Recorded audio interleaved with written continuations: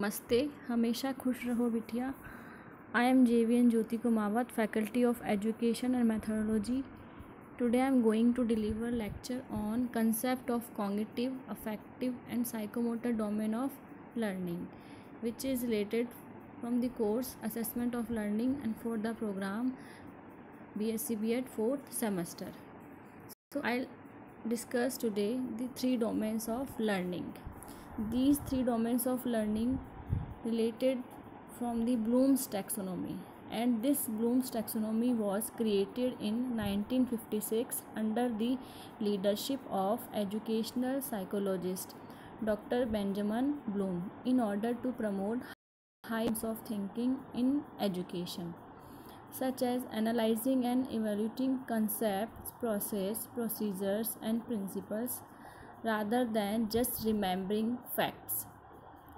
Rote learning. It is most often used when designing educational training and learning process. देखिए, इसमें blooms taxonomy जो है वो इन्होंने इसके अकॉर्डिंग यहाँ पे लर्निंग ऑब्जेक्टिव को 3 पार्ट्स में डिवाइड किया गया है। वो है आपके cognitive, affective and sensory domains. This Bloom's taxonomy is a set of 3 hierarchical models used to classify educational learning objective into level of complexity and the specificity. One by one we talk about these 3 domains. So first we start from the cognitive domain. This cognitive domain involve knowledge and development of intellectual skills. This includes the recall of recognition of specific facts, procedural pattern and concepts that serve in the development of intellectual abilities and skills.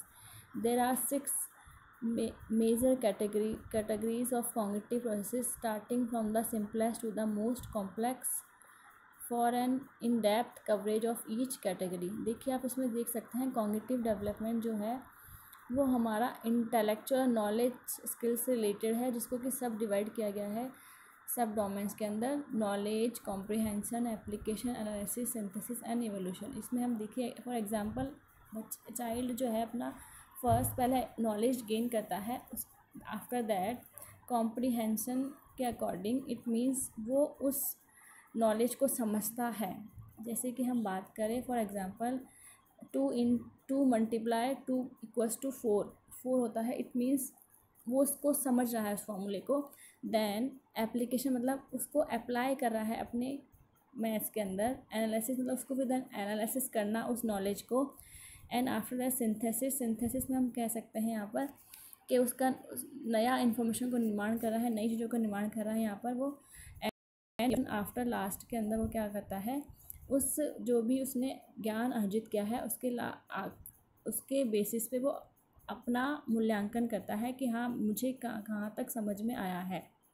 ये cognitive domains के अंदर सारी stages आती हैं. Next हम बात करते हैं affective domain. Affective domain is related with our emotions, feelings, values, motivation and attitudes. These further divided into sub domain: receiving, responding, valuing, organizing, internalizing and values. You know that first we receive some knowledge, then we respond that particular criteria, and then valuing, put the some valuing part and organize new formation, and then internalizing values. So these are come under the affective domain. Last domain come at the psychomotor domain. Psychomotor domain, there are also some subdomain. They are reflex movement, basic movements, perceptual abilities, physical abilities, skill movements, non discursive communication. अगर मैं हिंदी में बात करूँ psychomotor domain की, तो ये इसका संबंध बालक के क्रियात्मक कौशल से है, जिसमें कि विभिन्न ऑर्गन्स एंड मसल्स के मूवमेंट को विशेष कार्य करने हेतु प्रशिक्षित किया जाता है.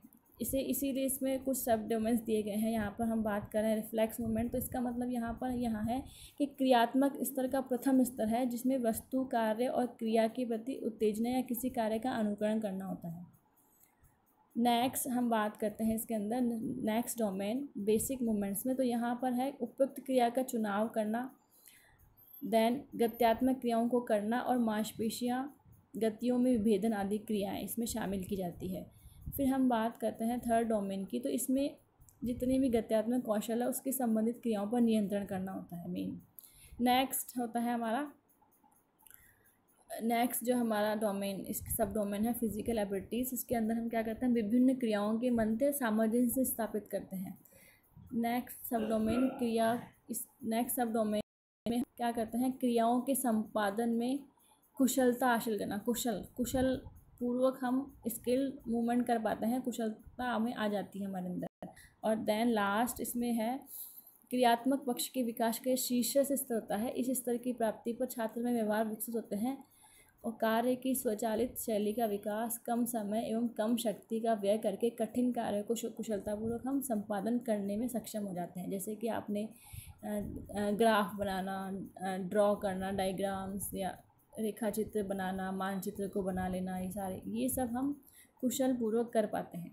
तो ये सारे डोमेन्स हमें हेल्प करते हैं किस प्रकार से सीखना है और उसको अप्लाई करना है, और फर्दर स्टेप बाय स्टेप हम सब चीज़ों को हैंडल करते हुए हमारी नॉलेज को अपने उत्कृष्ट शीर्ष पर पहुंचा देते हैं। So I hope you all understand this session today, and this session powered by digital version 2 Jyoti Vidyapith Women's University. Please mention in comment box if you have any queries. Thank you.